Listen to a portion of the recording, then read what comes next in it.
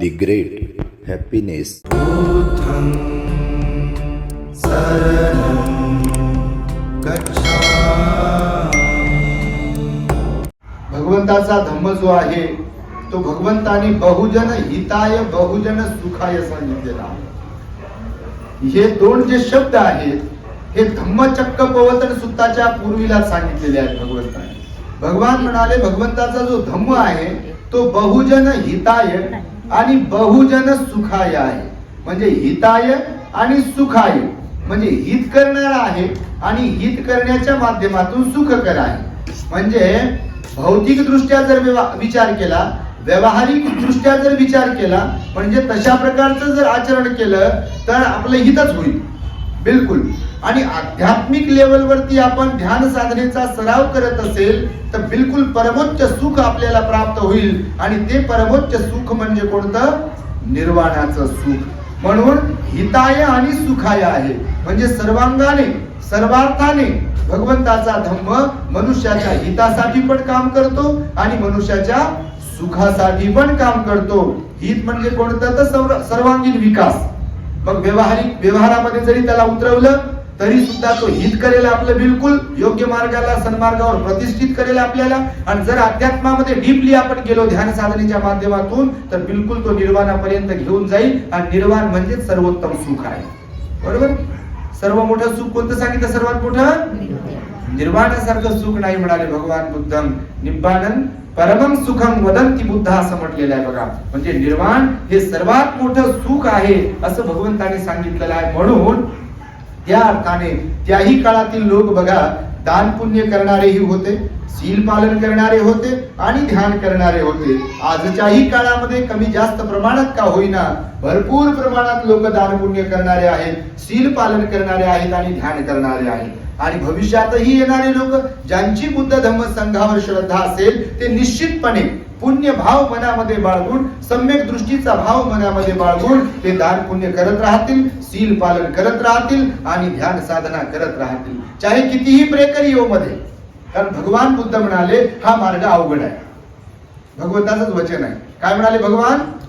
हा मार्ग अवघड आहे, आयड्या गैड्या नथू खैऱ्याचं काम नाही आहे. म्हणून आजही बघा आपल्या लोकांचा जरी विचार केला तर 66-67 वर्ष आपल्याला झाली बाबासाहेबांनी बुद्ध धम्म देऊ. पण बाबासाहेबांना अभिप्रेत असलेला एक बौद्ध म्हणून समाज निर्माण झालाय का? काही मोजके तुमच्यासारखे लोक विहारात येणारे, भिक्षूच्या संपर्कात असलेले, दान पुण्य करणारे, उपवास पालन करणारे, लेकरा बाळांवर चांगले संस्कार टाकणारे लोक जर सोडले तर सर्वच्या सर्वच लोक आहेत का या मार्गात? का नाही? तर मार्ग अवघड आहे. डोंगरावर चढा म्हटल्यावर चढतील का लोक? सगळे खालीच म्हणतील नाही आमचे गुडघे दुखतात हो, नाही का आम्हाला वात आहे, आम्हाला काय काय होते. बरोबर की नाही? आणि चांगला रोड करून दिल्यावर मग फिरतील की नाही? तसे गार्डन मध्ये गरगर गरगर फिरतात जाऊन खालच्या खाली डोंगरावर चढतील का? नाही. अगोदरच म्हणते एवढ्यावरती कसं काय चढावं, आता काय वय आहे का चढायचं? गुडघे कामातून गेले ते विचारूच नका काय काय म्हणते ते. आणि त्यामुळे भगवंताने सांगितलं की भगवंताचा मार्ग तसा खडतर आहे. कारण काया वाचा मनावर संयम ठेवावा लागतो, समर्पित भाव मनामध्ये बाळगावा लागतो, वैराग्याचा भाव उत्पन्न करावा लागतो, त्यागावं लागते, त्यागण्याचा भाव मनामध्ये बाळगावा लागतो. म्हणून भगवंताचा मार्ग आहे. बाकी ठिकाणी कुठे जर पाहिलं हात जोडले संपला विषय. सोपा मार्ग आहे ना तो. म्हणून जे सोपं आहे त्याच्या मागे लोक जास्त धावतात, पण जे अवघड आहे त्याच्या मागे लोक जास्त धावत नाही. जसं एज्युकेशनचा जर विचार केला तर स्पर्धा परीक्षा ज्या असतात त्याच्यामध्ये फार कमी मुलं जातात आणि बाकीचे जे काही फील्ड आहेत, क्षेत्र आहेत त्याच्यात भरपूर लोक जातात. जसं आर्ट्स आहे किंवा सायन्स आहे किंवा अजून कुठल्या काही कोर्सेस वगैरे असतील सोपे जे आहेत की बुद्धीला जास्त ताण नाहीये किंवा पैसे जास्त खर्च होत नाहीये त्या फील्ड मध्ये भरपूर विद्यार्थी असतात. परंतु एमपीएससी यूपीएससी करणारे सगळेच असतात काय? नाहीये. कारण तो खडतर मार्ग आहे. प्रचंड अभ्यास करावा लागतो, मेहनत करावी लागते, परिश्रम करावे लागतात आणि पूर्ण अभ्यास आणि अभ्यासच करावा लागतो. आणि म्हणून त्या मार्गाला जास्त कोणी जात नाही आणि गेले तरी सर्वच जण काही यशस्वी होत नाही. म्हणून भगवंताने सांगितलंय माझा मार्ग खडतर आहे, परंतु ज्यांची कुणाची श्रद्धा बसेल आणि ते प्रामाणिकपणे जर माझ्या मार्गावरून चालतील तर अंगुली माला सारखं परिवर्तन त्यांच्यामध्ये झाल्याशिवाय राहणार नाही. भटाचार्यासारखं परिवर्तन त्यांच्यामध्ये झाल्याशिवाय राहणार नाही. आणि त्यासाठी मात्र परिवर्तनासाठी स्वतःच हित करून घेण्यासाठी, स्वतःच सुख प्राप्त करून घेण्यासाठी आवश्यक आहे ती श्रद्धा. श्रद्धा हा पाया आहे बुद्ध धर्माचा. काय आहे? पाया आहे. एखादी इमारत, बिल्डिंग जर बांधायची आहे तर तिचा पाया मजबूत हा पाहिजे असतो. पाया जेवढा मजबूत असेल तेवढी इमारतीच्या वरती मजले चढवू शकतो. पण पाया जर कमजोर असेल तर चढवता येईल का इमारत? आणि जर कोणी चढवली कोसळते. बघा, बिलकुल खाली कोसळते, पडते म्हणजे पडते. म्हणून बुद्ध धर्माच्या वाटेवरती चालण्यासाठी, म्हणजे पंचशील पालन करण्यासाठी असेल, उपोषणशील पालन करण्यासाठी असेल, विहारात जाण्यासाठी असेल, या वाणीवर संयम ठेवण्यासाठी असेल, मनावर संयम ठेवण्यासाठी असेल, शरीरावर संयम ठेवण्यासाठी असेल, आपल्याकडे काय असावी लागेल? श्रद्धा असावी लागेल. श्रद्धाय तरती ओघम म्हणाले भगवान. काय म्हणतात भगवान? श्रद्धाय तरती ओघम. म्हणजे श्रद्धा जर असेल आपल्याकडे तर पूर पार करू शकतो आपण. तरती, तरणे म्हणजे पोहणे. ओघम, ओघम म्हणजे ओघ म्हणजे पूर. श्रद्धाय म्हणजे श्रद्धेच्या योगे किंवा श्रद्धेच्या माध्यमातून पुराला पार करू शकतो. कोणत्या पुराला? तर आता हे नदीला नाल्याला पूर येते त्याला नाही बाप्पा, त्याला तर लय पार करू शकतो. आम्ही गेलो लहानपणी पुरामधून कुठे कुठे गेलो, आता जाऊ शकतो. पण ती पूर तर कोणी पार करेल हो. पण पूर कोणता म्हणाले? हा विकार रूपी जो पूर आहे, विकारांचा, रागाचा, द्वेषाचा, लोभाचा, मोहाचा, मत्सराचा, अहंकाराचा, ईर्ष्येचा, संशयाचा, हा जो पूर आहे, या पुराला तीच व्यक्ती पार करू शकते. कारण हा पूर आहे ना. आणि हा पुराचं काय धर्म आहे माहिती तुम्हाला? गुणधर्म काय असतो पुराचा? कुणाला माहिती? पुराचा गुणधर्म असतो, त्या पुरामध्ये काही पण येऊ द्या, काहीही वाहूनच नेते. नदीच्या किनाऱ्यावर असलेली मोठी मोठी झाडं होत्याचे नव्हते करू शकते पूर. मी जसं नेहमी सांगतो अहंकाराच्या बाबतीमध्ये, तुम्ही ऐकत असाल प्रवचन तर, की समजा भगवान बुद्ध म्हणाले गवताकडूनही माणसाने गुण घेतले पाहिजे. अहंकाराच्या बाबतीत मी नेहमी बोलत असतो की अहंकार मनुष्यामध्ये जर असेल किंवा विकार मनुष्यामध्ये जर असतील तर ते बिलकुल होत्याचे नव्हते होतात एक दिवस. ते कोणी असो, मग ते भंतीजी असो आमच्यासारखे का ग्रहस्थ असो. भगवान म्हणाले कोणत्याच बाबतीत अहंकार नसावा, जरी कधी निर्माण झाला. कारण आपण काय अरहंत नाही. बिलकुल विकार उत्पन्न होतील म्हणजे होतील, की आमचे भिक्षू असो की तुम्ही असो, असं कोण नाही. अर्हत झाल्यावरच न्यूट्रल मनाची अवस्था आहे. परंतु भंतीजी झाले मग सगळंच काही एकदम बिलकुलच झाले अर्हत, असं नाहीये. मार्गारूढ आहेत ना प्रत्येक जण, आणि आपापल्या पुण्य भावनेच्या बलावरती, श्रद्धेच्या बलावरती जो तो मार्गक्रमण करत आहे. म्हणून कोणाची अशी तपासणी वगैरे काही करू शकत नाही. तर भगवंताने सांगितलं ज्ञानाचाही अहंकार येतो, श्रीमंतीचाही अहंकार येतो, कुळाचाही, जातीचाही अहंकार येतो, सौंदर्याचाही अहंकार येतो. आणि म्हणून गवताकडूनही भगवंत म्हणाले शिकायला पाहिजे की अहंकार जर असेल तर गवत जे आहे, एखाद्या नदीला नाल्याला पूर येतो जेव्हा पावसाळ्याच्या दिवसांमध्ये, तुम्ही जर कधी पाहिलं असेल तर मधोमध नदीच्या कधी कधी रेतीचं मातीचं टेकड्या तयार होत होते. कधी बघितलं नाल्यात? फिरलात का तुम्ही? फिरला की नाही? बापा आम्ही फिरलो बापा, तुम्ही तर काय निरुपाय अंबानीकडे जन्माला आले असताना.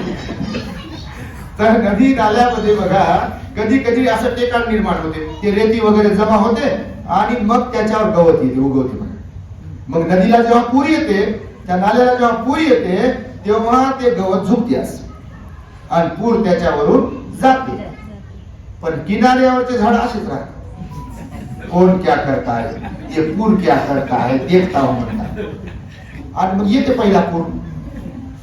भगवान म्हणाले पाण्याच्या नादी लागू नये. तुम्हाला सांगतो आता विषय निघाला मी सांगत असतो काही कोणाच्या नादी लागू नये हे भगवंताने सांगितलं म्हणून सांगतो. मी प्रश्नाला त्याचा संदर्भ. एक तर पाण्याच्या नादी लागू नये माणसाला,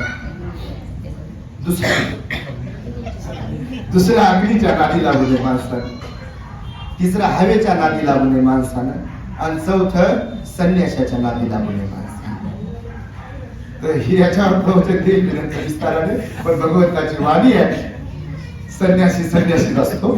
ते भंतीजी का असो ना, का कोणता महाराज असो का कोणी असो, संन्यासी संन्यासीच असतो. तो पूर्ण वेळ कोणाचाच नसतो. कारण ज्या अर्थी त्याला घरदार सोडले, मायबाप सोडले, सगळं सोडले, ते कोणाचं कसं काय होईल? खरं आहे की नाही? बघा समजा इथे भंतीजी राहून गेले, ते राहिले. आता भंतीजी राहिले आपले, आज आहे का इथं? आम्ही तिथं राहिलो. आमचं गेलं बालपण गेलं, दारुटे गेलं, म्हातारपण येऊ लागलं. पण कायम आहे का, परमनंट आहे का, तिथं बिलकुल नाही. बदले का, परिवर्तनीय जीवन का नियम आहे. भगवंतानं सांगितलंय एकाच अवस्थेत काहीच राहत नाही. आणि म्हणून भगवंतानं सांगितलं की पुराच्या नादी लागू नका, म्हणजे पाण्याच्या नादी लागू नका. पण त्या झाडाला काय कळते, किनाऱ्यावरच्या ते असं ताटच राहते. पहिला पूर येते, त्याच्या बुडाखालची माती घेऊन जाते, आणि त्याच पुरात मधोमध असलेलं गवत बापा काय म्हणते माझ्यावर, मी वागतो, माझा जीवच एवढूसा. पण झाड असं पहिला पूर आला थोडीशी माती घेऊन गेला त्या किनाऱ्यावरच्या झाडाखाली, दुसरा पूर आला की अजून माती घेऊन जाते, मुळ्या बाहेर पडतात त्याच्या. तिसरा पूर येते, महापूर येते, तोपर्यंत माती झाडाच्या बुडाखालची गेलेली असते, मुळ्या उड्या पडलेल्या असतात. हे गवत तिसऱ्या पुरात खाली वागते आणि झाड मात्र असंच राहते. क्या करताय देखता हूं. आणि पुरलेच मोठा असते, त्या झाडाला नेते, त्या झाडाखालच्या मातीला नेते. आणि दुसऱ्या दिवशी येऊन पाहिलं ती माती नसते, ते झाड नसते, मुळे नसतात, पाने नसतात, फांदी नसते, काहीच नसते. पण गवत जर पाहिलं ते पुन्हा हवेनं मस्तक डोलते. भगवान म्हणाले या जगामध्ये घेण्यासारखं माणूस पाहिजे, घेता येईल असं खूप काही आहे, शिकण्यासारखं खूप काही आहे. पण आपल्याकडे तशा प्रकारची जिज्ञासा पाहिजे, आपल्याकडे तशा प्रकारची मानसिकता पाहिजे शिकण्याची. भगवान तर म्हणाले कधी कधी एखादी वाईट व्यक्ती जरी असेल तर त्या वाईट व्यक्तीमध्ये जर प्रामाणिकपणा असेल, एखादा गुण चांगला असेल तर तो आपल्याला घेता आला पाहिजे. का तो आपल्या हिताचा आहे, जे अहिताचा आहे ते सोडून द्या म्हणाले, इग्नोर इट. अंगुलीमालाच्या बाबतीत, देवदत्ताच्या बाबतीत तसंच केलं भगवंताने. भगवंताच्या काळात पण असे लोक होते ना की जे वाईट होते. भगवान म्हणाले वाईटाची चर्चा करू नका, वाईट जे दिसते ना त्याची चर्चा करू नका, वाईटाच्या नादी लागू नका, वाईटाबद्दल बोलू नका. कारण तुम्ही जर त्याच्याबद्दल बोलाल, तुम्ही जर चर्चा करण्यात वेळ वाया घालवाल, तुम्ही जर त्यांच्या अवगुणांबद्दल चर्चा करत राहाल तर बिलकुल त्याचा परिणाम तुमच्यावर होईल, म्हणजे होईल. आणि त्यांच्याच अवगुणांमध्ये त्यांच्याकडे असलेले अवगुण तुमच्याकडे येतील, म्हणजे येतील. कारण संगतीचा परिणाम होतो, वातावरणाचा परिणाम होतो. आम्ही सकाळी सांगितलं बघा, आभाळ भरून आलं, आमची तब्येत बिघडली आहे. तसा कोणता आजार नाही आम्हाला, पण तिथं मस्त होतं, बरं होतं, कुठं हवा लागत नाही काही ना आपल्या इथं.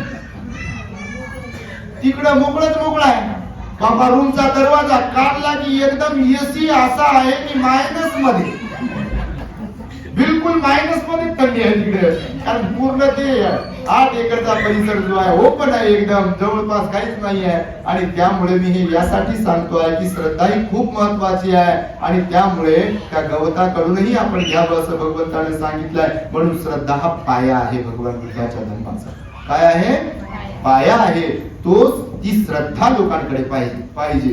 मी नेहमी आपल्या लोकांना समजून सांगताना म्हणतो की या इतर लोकांना जे आपली लोक नावं ठेवतात त्यांची अंधश्रद्धा वगैरे वगैरे, पण माझं म्हणणं आहे की आपण त्यांची श्रद्धा पाहिली पाहिजे आणि आपणही श्रद्धावान बनलं पाहिजे. एकीकडे म्हणायचं यंकिंची रतनं लोके विज्जती विविधा पुतु, रतनं बुद्ध समंग नक्की, रतनं धम्म समंग नक्की, आणि रतनं संघ समंग नक्की असं रोज म्हणायचं आणि भलतीकडे भटकायचं. त्याला अर्थ आहे का काही? तुम्हाला म्हणत नाही बाबा, तुम्ही तुमच्यासारखं तर कोणीच नाही आहे, पण सांगा तुम्ही अर्थ आहे का त्याला काही? जर कोणी भटकत असेल तर त्या म्हणण्याला अर्थ आहे का? तसं तर बाबा म्हातारा होईपर्यंत म्हणत काय फायदा आहे त्याचा?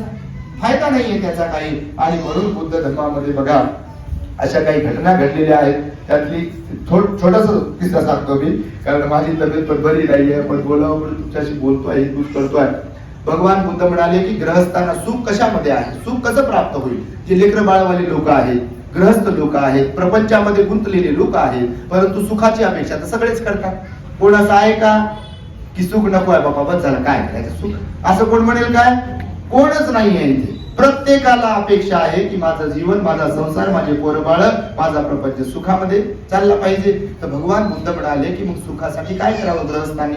मी सकाळी बोललो एका ठिकाणी, ते रेकॉर्ड झालं नाहीये, तर आता पण आपलं सिस्टम लावलं नाही, पण तरी एका वेळेला 2-3 पोरीचे लागले, त्याच्यामुळे बोलतोय मी.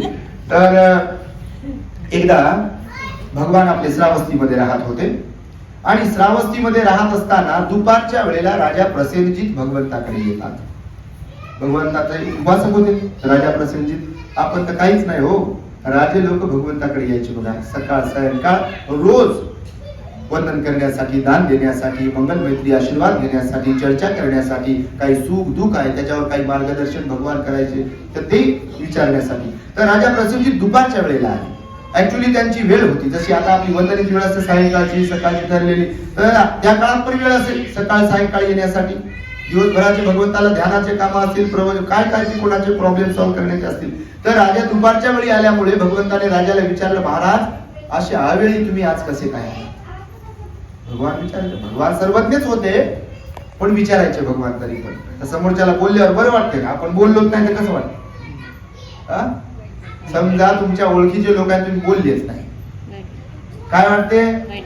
लगे मुद्रा बिघडते.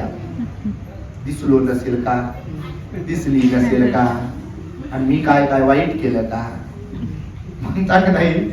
तसंच होते. पण विचारलंच पाहिजे. भगवंताने सांगितले कोणी भेटलं की त्यांना विचारा, तब्येत वगैरे बरी आहे का बा तुमची, नाही का, जेवण वगैरे झालं का, नाश्ता वगैरे झाला का, घरचं व्यवस्थित आहे का, सगळं सुकून खाऊन गेले. आता विचारायला काय जाते बाबा?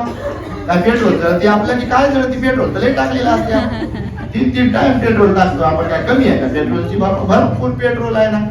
तर खरंच विचारलं पाहिजे बघा, सुख दुःख विचारलं पाहिजे. भगवंताने सांगितलेलं सुख दुःख विचार. हा, मुख कुठं बसाव, शांत कुठं बसाव? जिथं ध्यानाला गेलो तिथं शांत बसाव, विहारात गेलो तिथं शांत बसाव. नाही तर मी सांगतो तसं मौतीत गेले तर सोयरिकीची गोष्ट तिथे, सोयरिकीला गेले तर मौतीची गोष्ट तिथे. ह्याचं पण भान ठेवलं पाहिजे. तुम्हाला म्हणत नाही बाबा असे करत असतील त्यांना म्हणतो. तर बघा, राजा प्रसेनजीत दुपारच्या वेळेला आल्यामुळे भगवंताने त्याला विचारलं की महाराज असे दुपारी कसे का आलात आपण विहारामध्ये अचानकपणे?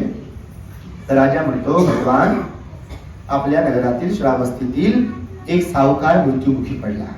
तो निसंतान होता, त्याला मूल बाळ नव्हतं, एकटाच होता, तो सावकार होता.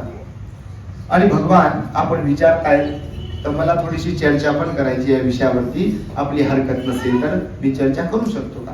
भगवान म्हणतात ठीक आहे महाराज बोला.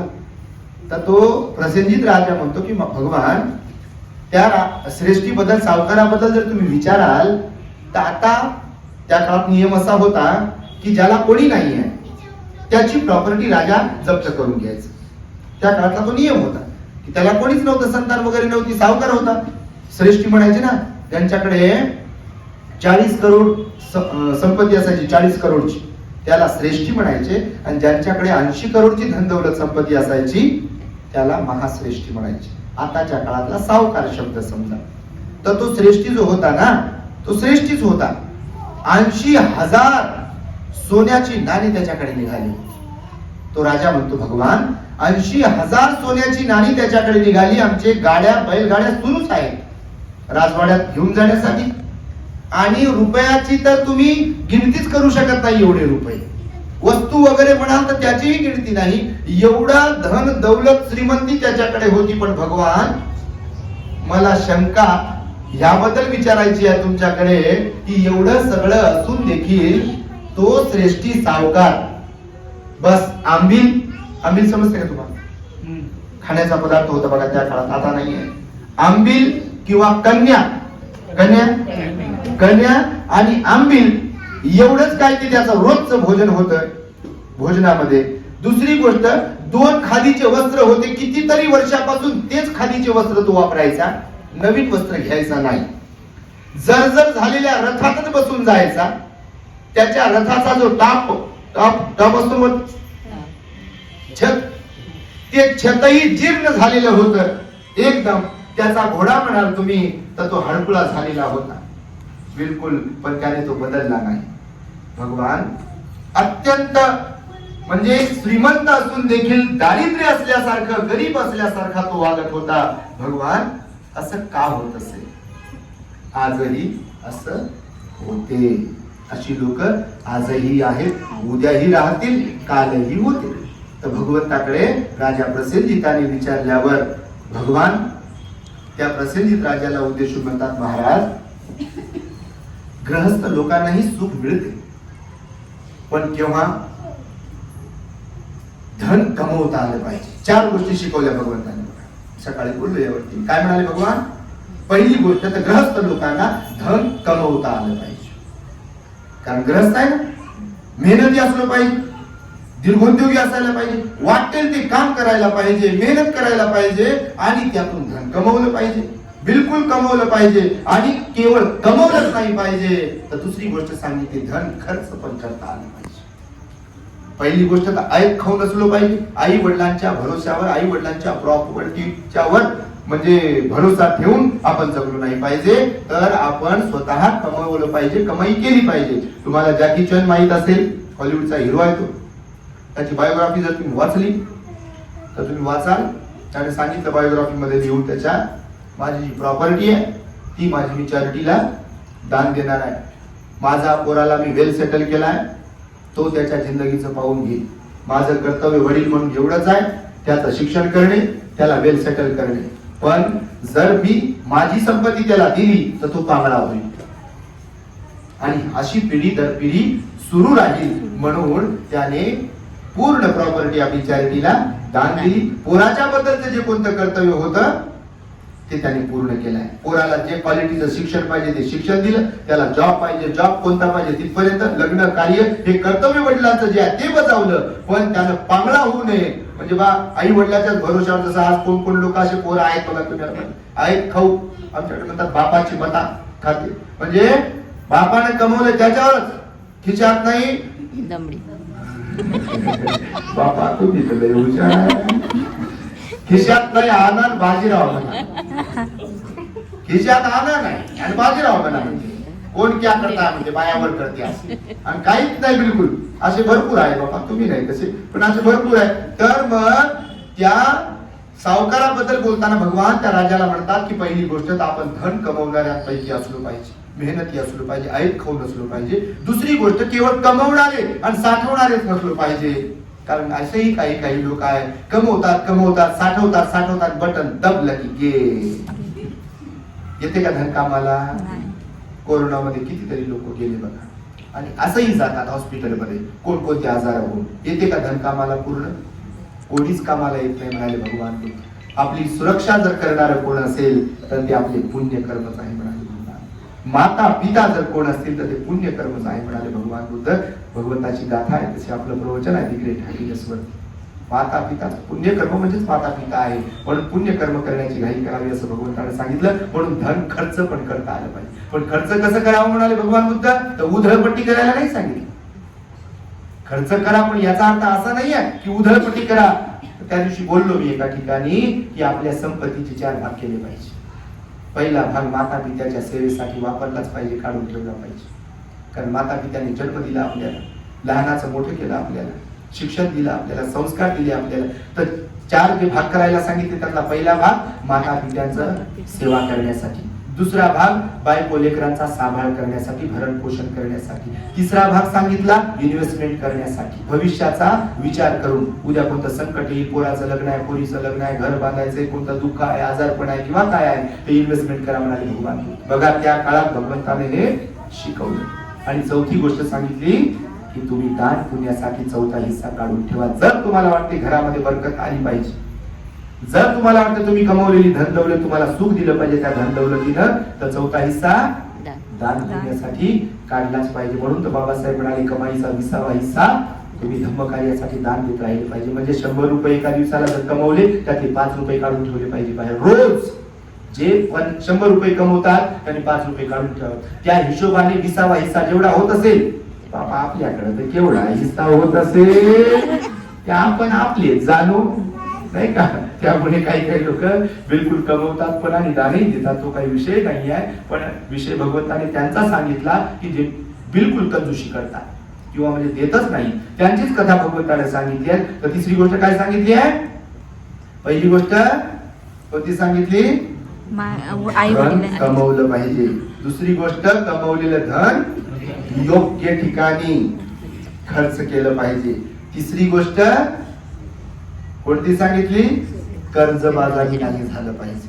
कारण जर आपण कर्जबाजारी होतो, ज्यांच्याकडून कर्ज घेतलं, जरी आपण संकटात असल्यामुळे कर्ज घेतलं असेल, ज्यांच्याकडून कर्ज घेतो आपण, उसरवारी करतो, तर जर वेळेवर दिलं नाही तर ते लोक आपल्याबद्दल नकारात्मक भाव मनामध्ये आणतात, म्हणजे अमंगल भाव मनात आणतात, निगेटिव्हिटीचा भाव मनात आणतात. बघा तुम्ही, जसं की समजा आपण कुणाचं काहीतरी उचलून घेतलंय आणि त्यांना सांगितलं मी उद्या देतो, एक उदाहरण, आणि दिलं नाही उद्या, तर त्यांनी ज्या विश्वासाने दिलेलं असते आपल्याला काहीही असो, त्या वेळेला दिलं नाही तर ते म्हणतील काय, वा वा वा काही हरकत नाही, हा उद्या पुन्हा येऊन घेऊन जा, असं म्हणतील का? नाही म्हणा. किंवा पैसे दिले कुणाला आपण आणि त्याने दिलेच नाही परत, तर ते म्हणतील का, हा तुमच्या लेकरा बाळाचं भलं हो, तुमचं मंगल हो, कल्याण हो, मागे सोडलं नाव द्या तुम्हाला, असे म्हणतील का? लोक शिव्याशाप देतात, आणि शिव्याशाप हे म्हणजे मंगल मैत्रीच्या उलट आहे, निगेटिव्हिटीचा पण पॉवर आहे. समजते तुम्हाला? निगेटिव्हिटी म्हणजे बाहेरची नाही, जशी मंगल मैत्रीची पॉवर आहे ना, सकारात्मकतेची पॉवर आहे ना, नकारात्मकतेची पण पॉवर आहे. तुम्हाला प्रत्येकाला ज्या ठिकाणी निगेटिव्हिटी जास्त आहे तिथे गेल्यावर फील होते आपल्याला. काही ठिकाणी असं भक्कास वाटते आपल्याला, जरी सगळं व्यवस्थित असेल, आणि काही ठिकाणी रमणीय वाटते बघा, करमते, थांबावंसं वाटते बघा. काही घरात सुद्धा तुम्ही अनुभवला असेल तर तुम्हाला सांगतो, आम्ही रोज लोकांच्या घरात जातो, आतापर्यंत काही हजारो लोकांच्या घरात गेलो असेल, नाव ठेवत नाही कुणाला, सगळे मायबापच आहे, पण सांगतोय भगवंताची वाणी कशी खरी आहे. काही घरात गेलं की प्रसन्न वाटते बघा, तुम्हालाही तो अनुभव येत असेल. घर चाहे छोटा असो की मोठं असो, आणि काही घरात गेलं की आपल्याला असं थांबावं नाही वाटत, करमत नाही. माहिती तुम्हाला? त्याला कारण आहे त्या घरातल्या लोकांची मानसिकता, स्वभाव. तो जर धम्माला धरून नसेल, बुद्धाच्या तत्वांना धरून नसेल तर बिलकुल तिथे करमणार नाही. आणि म्हणून भगवंताने सांगितलं तिसरी गोष्ट, कर्जबाजारी आपण असायला नाही पाहिजे. आणि चौथी आणि शेवटची गोष्ट सांगितली भगवंतानं की आपण आपल्या परिवाराला धार्मिक बनवणाऱ्यांपैकी असलो पाहिजे. बघा तुम्ही, भगवंताचं तत्व त्या काळात सांगितलं भगवंतानं की पैसे कमवावे आणि पैसे योग्य ठिकाणी खर्च पण करावे, कर्जबाजारी होऊ नये आणि धार्मिक जीवन जगावं. आणि केवळ ज्येष्ठांनी धार्मिक जीवन जगावं असं नाही, तर मुलाबाळांनाही धार्मिक बनावं.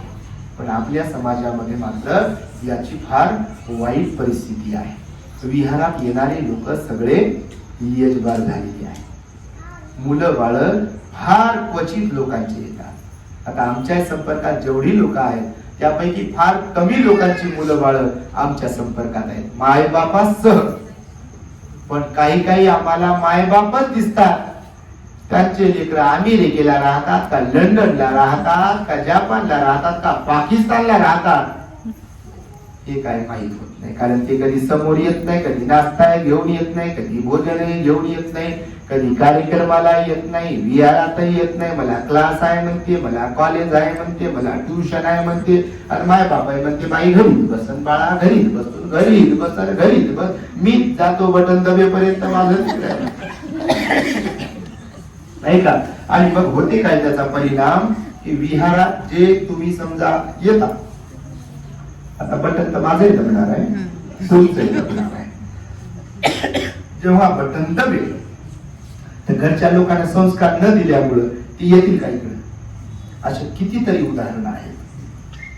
विहारात येणारी एखादी आई गेली, विहारात येणारे एखादे बाबा गेले की त्यांचा विषय विहारात संपला, काय संबंध नाही. असं होते, वाईट नका वाटून घेऊ, बिलकुल होते. तर इथं गणित चुकते आपलं धार्मिक असण्याचं. तर धार्मिक म्हणजे काय, तर आपण एकटेच जाऊन वंदना म्हटलं पाहिजे, एकटेच जाऊन प्रवचन ऐकलं पाहिजे, दान दिलं पाहिजे एकट्याचं, असं नाही आहे. तर परिवाराला धार्मिक बनवलं पाहिजे. कारण परिवाराचं सुख हे पारिवारिक सुख आहे, ते आपल्याला निर्माण करता आलं पाहिजे. म्हणून मुलाबाळांना सकाळपासून सायंकाळपर्यंत आपली धार्मिकता पण शिकवली पाहिजे, शील सदाचार पण शिकवला पाहिजे, संस्कार पण दिले पाहिजे, बुद्ध बाबासाहेबांच्या अनंत उपकाराची जाणीव पण करून दिली पाहिजे. आजची जी पिढी बिघडत आहे त्याला कारणीभूत मायबापच आहे. तुमच्या माहितीसाठी सांगतो, मी जाहीरपणे बोलत असतो रोखोक. आजची जी पिढी बिघडत आहे म्हणजे कशी, श्रीमंत तर होत आहे शिक्षणाच्या जोरावरती, पण बाबासाहेबांना अभिप्रेत असलेला जो तरुण आहे तो निर्माण होत नाही. तुम्ही राजकारणामध्ये पहा, आहेत का शिकलेले सगळे? आहेत का? वोट करून असं म्हणू शकत नाही कोणाला पण आहेत का? आणि शिक्षण नसल्यामुळे प्लस धार्मिकता नसल्यामुळे समाजाची ऍक्च्युअल मध्ये जाणीव नाहीये. बाबासाहेबांना जे अभिप्रेत आहे ते नाहीये. आणि म्हणून मी प्रवचनातून नेहमी सांगतो, भीम केलं तेजी घर आधी इधर अर्ध्यापेक्षा जास्त उधर. सगळ्या बाबतीत खरंच आहे, नाही काय खोटं थोडी आहे, तसंच आहे. आणि त्यामुळे बघा आज आपण आम्हाला इथे बोलावलं. तुम्हाला थोडक्यामध्ये बोललो मी यासाठी, म्हणून बोलता बोलता तर लय बोलतो आपण, कारण आजारी असेल काही असेल तर कोणाला भोजनाच्या बाबतीमध्ये जसा आधाशीपणा असतो तसा आम्हाला बोलण्याच्या बाबतीत आधाशीपणा आहे. आधाशासारखं बोलतो यासाठी की लोकांमध्ये खरंच परिवर्तन झालं पाहिजे. आणि झालंच पाहिजे परिवर्तन, कारण बाबासाहेबांचे अनंत उपकार आपल्यावरती आहे. म्हणून केवळ जयभीम पुरते मर्यादित आपण नसलो पाहिजे. केवळ पांढरे कपडे घालण्यापुरते आपण मर्यादित नसलो पाहिजे. केवळ विहारात येऊन संख्या वाढवण्यापुरते मर्यादित आपण नसलो पाहिजे. तर आचरणिक बौद्ध असलो पाहिजे आपण. सर्वार्थाने बौद्ध असलो पाहिजे. माणसं जोडणाऱ्यांपैकी आपण असलो पाहिजे. हे लक्षात घेतलं पाहिजे. आपण माणसं जोडणाऱ्यांपैकी आपण असलो पाहिजे. समाजाचा उद्धार कसा होईल, समाजातले मागचे लोक पुढे कसे येतील, किंवा मी जसं नेहमी लोकांना उजागरपणे बोलतो, नेहमी मी असा काही विचार करत नाही. मी माझं तत्व ठरलेलं आहे, कोणी वंदो अथवा निंदो. इथंच काय कुठे ते जोरपगार साहेब काही आपल्या नवजोत कॉलेजला त्यांना माहित आहे, रोखोक बोलणं आपलं सुरुवातीपासूनच आहे. आणि त्याच्यात माझं तत्व ठरलेलं आहे, कोणी वंदो अथवा निंदो.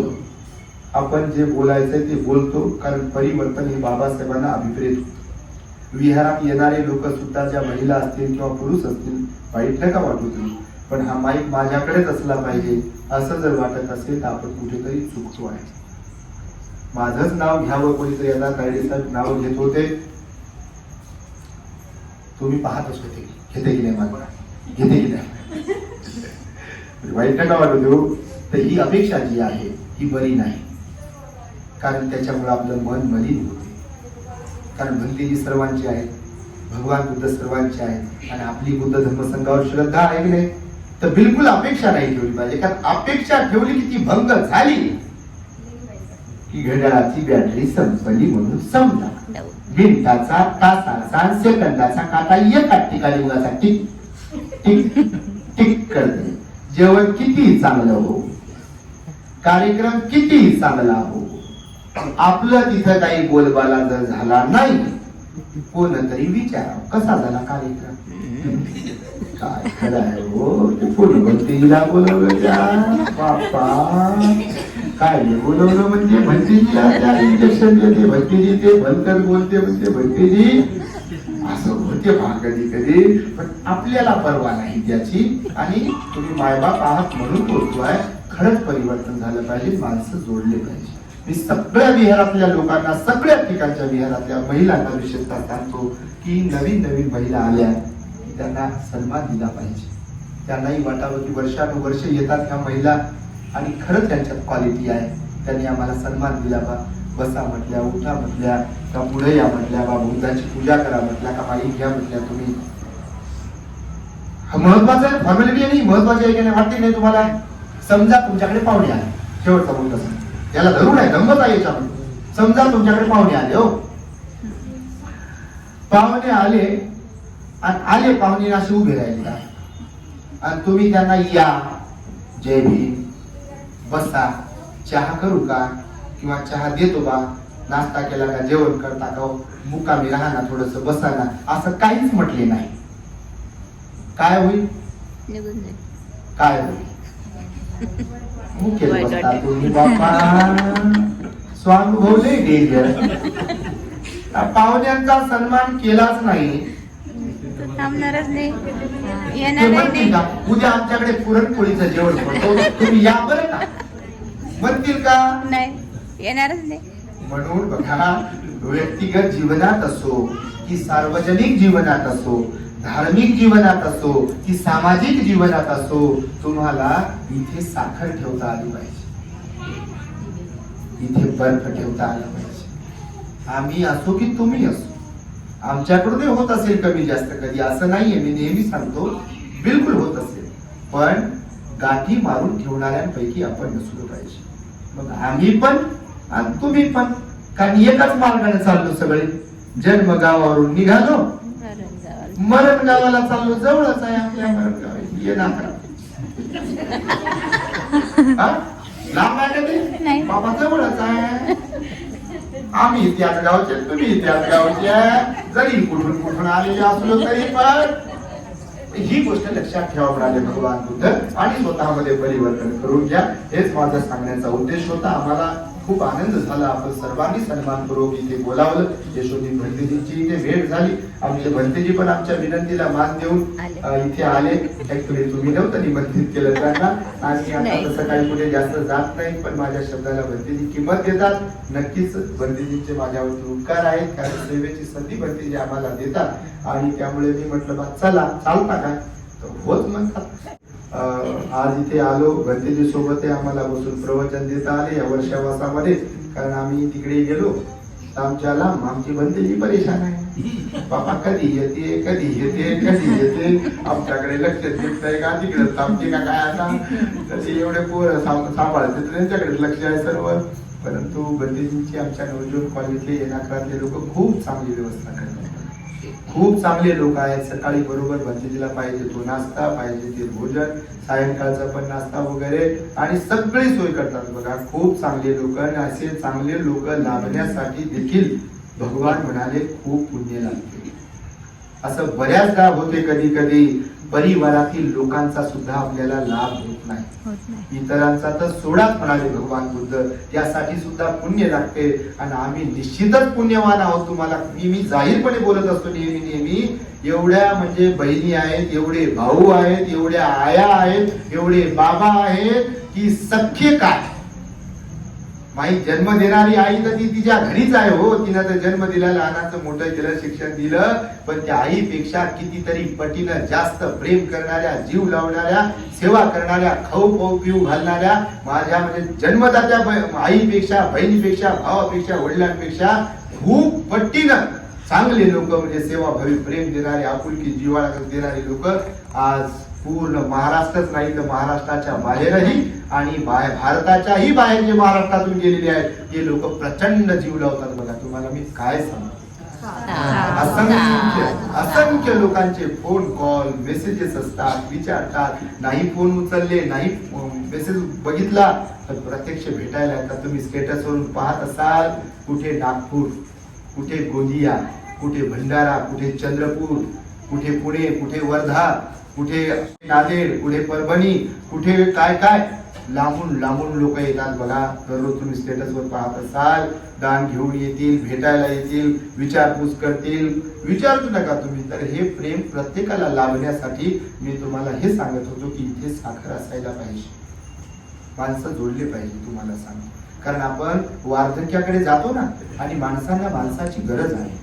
पण तुम्ही आया ज्या म्हाताऱ्या झालात तर तुम्हाला मी आवर्जून सांगतो, घरातल्या ज्या सुनबाया आहेत त्यांना काही त्रास देऊ नका बाप्पा. कारण कोणाची गाडी लई बिघडलेली असेल तर मग तो काहीच बोलायचाच विषय नाही. परंतु आताची दुनिया बदललेली आहे, हे तुम्ही अनुभवतच आहात. काही बाई आकाश म्हणावं लागते. तुमचा काळ गेला, दुनिया बदलली, आता सरकार बदललेलं आहे आताच्या जमान्यातलं, कोणाचंही असो. आणि भगवंताचंही वचन आहे की सासूने सुनेला लेकीसारखं समजावं, आणि सुनेने सासूचा जाच करू नये, तिला आईसारखं समजावं.